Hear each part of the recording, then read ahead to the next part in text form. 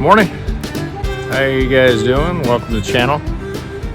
Today I'm gonna try to tear down this pile of fir branches, and hopefully you can see. So when we had the cedar guys come, they trimmed up all these cedars for the Christmas boughs, but they didn't do fir.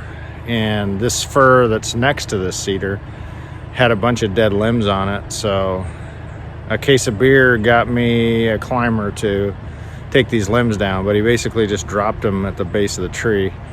You know, I've worked through a lot of them, but the pile's so high and all tangled up, I can't really pull them apart. Some of them will be burned, some of them will be firewood and whatnot. So my plan today is to get the backhoe over here before I take it off the tractor and pull this apart so that I can continue to work the pile down. I don't want to light it off down here. I'll take what I can up to the burn pile, and the rest of it I'll cut up for firewood. But anyway, that's what I'm doing today. I'm just going to use the thumb on the backhoe and just pull it apart so it's easier to deal with. And then we're also going to talk about, with some help from some viewers, I think I figured out the meltdown on the Kioti, so I'm going to give a little demo on what happened there. And I'll probably pass the information on to the dealer so that they can let folks know that buy the tractor or use the tractor the way I do, that this is a potential that could happen. So anyway, thanks for joining me. Tractor's over there at the barn warming up, and we'll bring it over here and get started.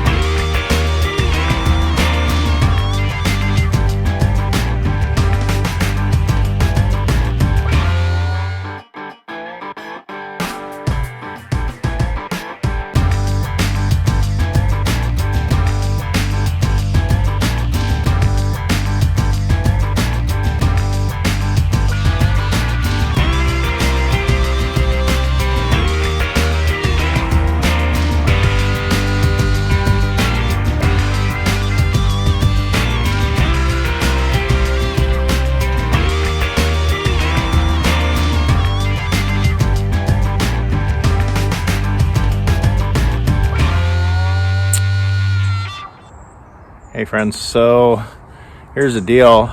Boy, that contrast, that hat isn't so hot against the tractor, is it? Anyway, so I had a couple viewers, subscribers, YouTube creators tell me, hey, what about the exhaust? And particularly when the tractor's regenning, it's going to blow out a lot of hot stuff out of the exhaust. And that exhaust seems to line up perfectly with your bucket bracket.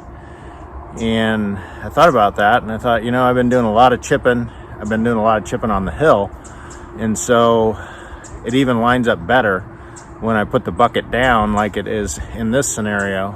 And that puts that bracket even closer to that exhaust. And of course you have the RPMs up when you're using the chipper. And so I think that's a pretty good clue, and perhaps the cause of the meltdown of the little block. I still felt like it melted from the inside, but it's possible that that exhaust just heated up those pipes enough that they partially melted from the inside and the outside. So anyway, I'm just gonna show you what it looks like here and see. I'll show you how close it is. The inclines that I work on are actually, or declines, whatever you want to call them, the hill that I work on over doing chipping behind us, and some of these piles is actually steeper than this, so it will put the bracket even closer to the exhaust. But I'm just going to show you for demonstration purposes how, as you put the bucket down to lock the tractor in position, you're getting closer and closer to the exhaust, and that's likely the cause. And so now that I know that, I'm going to keep an eye out and try to avoid it, obviously. So let's take a look at how close it is and what it looks like. Okay, so you could see right here, kind of, I hope, the bracket is right here and the exhaust pipe right here, and it's basically shooting right across there. And on some of the hills, like I said, I even pulled this bucket down further to lock the tractor in position, and so that's going to even push this bracket even closer to the front of the exhaust. So interesting issue. Wouldn't have probably occurred to me, believe it or not, but some great viewers pointed out to me that that's a possibility, and I think they're probably right.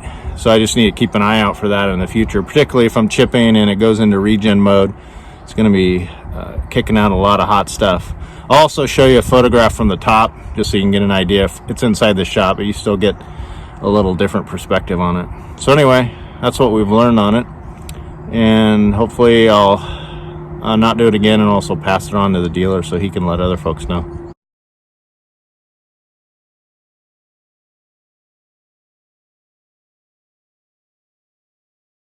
So we're gonna switch gears. The poop pump guys here, and he said he's cool with me chronicling this little aspect of the event.